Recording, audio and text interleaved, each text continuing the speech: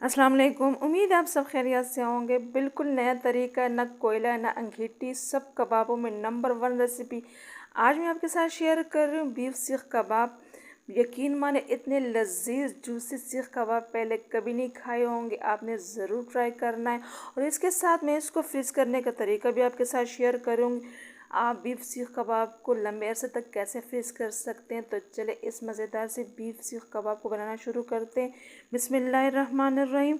यहाँ पे 700 ग्राम मैंने ये बीफ का कीमा ली है और उसमें मैंने फ़ैट भी डाला है।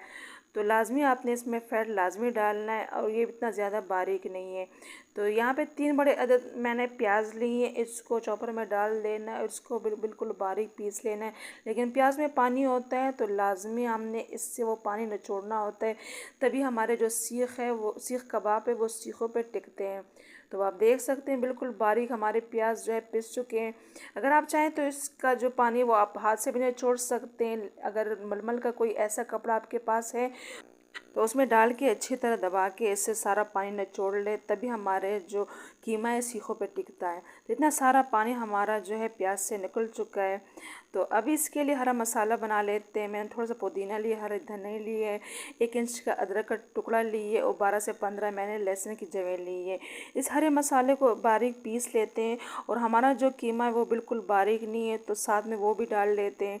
तो इसके 2 फ़ायदे, एक तो हमारा जो कीमा है वो अच्छी तरह पिस जाता है, दूसरा जो हमारा हरा मसाले उसके साथ हमारा जो कीमा है वो अच्छी तरह मिक्स हो जाता है।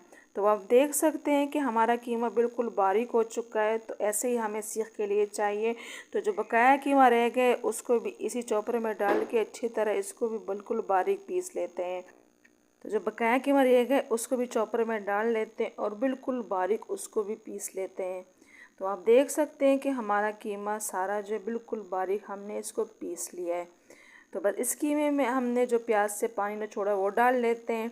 1 टेबल स्पून नमक डाल लेते हैं, 1 टेबल स्पून लेमन जूस डाल लेते हैं और इन सब चीज़ों को अच्छी तरह मिक्स कर लेते हैं। एक दफ़ा हमने लाजमी इसको 5 से 6 दफ़ा अच्छी तरह गूंदना होता है ना, जब हम गोश्त में चिपक सी आती है। आप जब भी बीफ सीख कबाब बनाएं तो उसमें लाजमी आपने चर्बी डालनी है। जितना आप कीमा ले रहे हैं उसमें 80% कीमा होना चाहिए और 15 से 20% लाजमी चर्बी होनी चाहिए।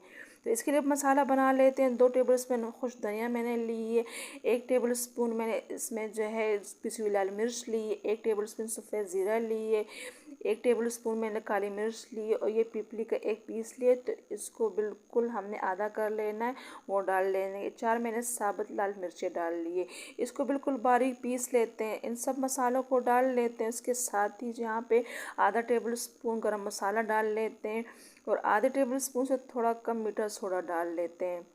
जब सब मसाले हम डाल लें तो अच्छी तरह इसको दोबारा गूंदना होता है। तब जो हमने इसको जब फ्रिज में रखना होता है ना तो सारे मसालों का जो टेस्ट है वो कीमे में आ जाता है। और हमने इसमें जो मीठा सोडा डालना है ना वो भी अपना काम शुरू कर ले।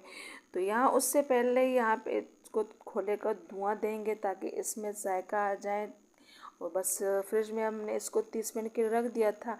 अब थोड़ा सा साफ़ पानी लेंगे, रूम टेम्परेचर का हाथ पे लगाएंगे और कीमा हमने दोबारा थोड़ा सा मलना है, जैसे हमने आटा को गूंदना होता है।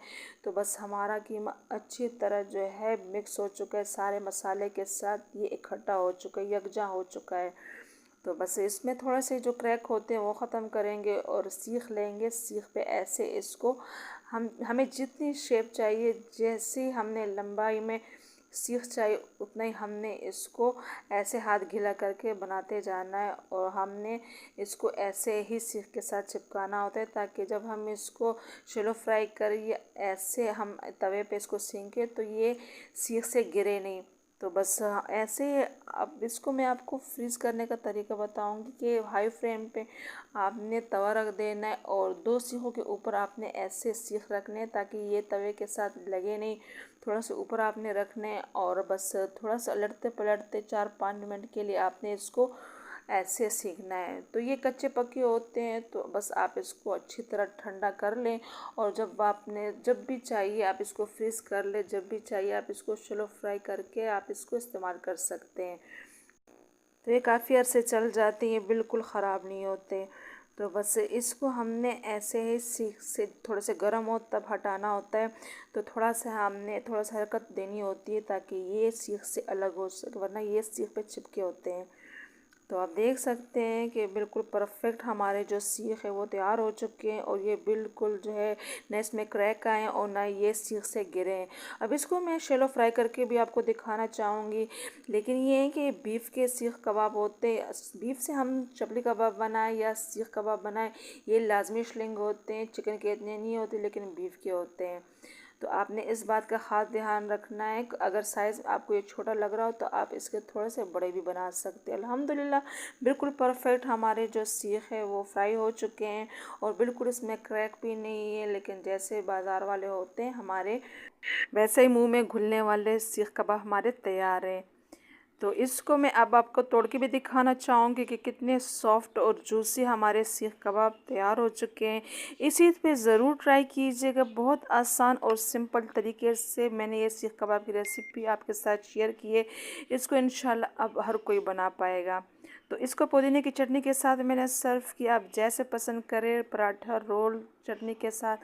तो उम्मीद है कि आज की वीडियो आपको अच्छी लगी हो। अगर अच्छी लगी हो तो वीडियो को लाइक और शेयर करना ना भूलें। इंशाल्लाह नई वीडियो के साथ फिर हाजिर होंगे। तब तक के लिए अल्लाह हाफिज़।